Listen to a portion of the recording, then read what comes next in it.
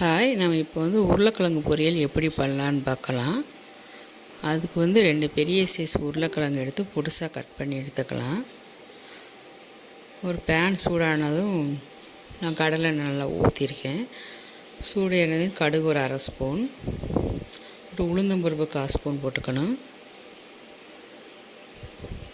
நல்லா பொரிஞ்சு வந்தோடனே பூண்டு ஒரு 4 பல் பூண்டு எடுத்து அப்படியே தோலோடு தட்டி எடுத்திருக்கேன். அதையும் அந்த ஆயிலே போட்டு நல்லா வதக்கி விடணும்.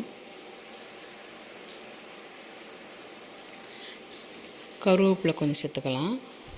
நல்லா அந்த பூண்டு வதங்கி தண்ணி இதெல்லாம் பத்துற அளவுக்கு வதங்கினோன்னு நம்ம கட் பண்ணி வச்சுருக்கிற உருளைக்கிழங்க போடலாம். கட் பண்ணி ஒரு தண்ணியில் போட்டு வச்சிட்டோன்னா, உப்பு கொஞ்சம் போட்டு தண்ணியில் போட்டு வச்சிட்டோன்னா கலர் மாறாமல் இருக்கும் எவ்வளோ நேரம் ஆனாலும்.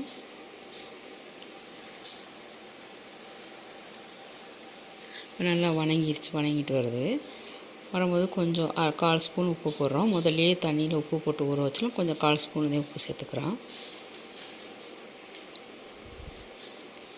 இப்போ நல்லா வதங்கி கொஞ்சம் கலர் மாறிடுச்சு. பார்த்தாலும் கலர் மாறினது. 1/4 ஸ்பூன் கரம் மசாலா தூள் சேர்த்துக்கலாம். ஒரு 1 ஸ்பூன் சில்லி பவுடர் மிளகாத்தூள் சேர்த்து நல்லா கிளறி விடணும். நல்லா உருளைக்கிழங்கு எல்லாம் வெந்ததுக்கப்புறம் தான் நம்ம மிளகாத்தூள் எல்லாம் பொடி சேர்க்கணும். ஆரம்பத்துலேயே நம்ம பொடி போட்டோம்னா அது நம்ம நல்லாவே வதங்கி வர கரெக்டாக இருக்காது. இப்போ நல்லா கரெக்டாக ஒன்று போல் வதங்கிடுச்சு. இப்போ உருளைக்கிழங்கு பொரியல் ரெடி. உங்களுக்கு இந்த வீடியோ பிடிச்சிருந்தா லைக் பண்ணுங்கள், ஷேர் பண்ணுங்கள், சப்ஸ்கிரைப் பண்ணுங்கள். தேங்க்யூ.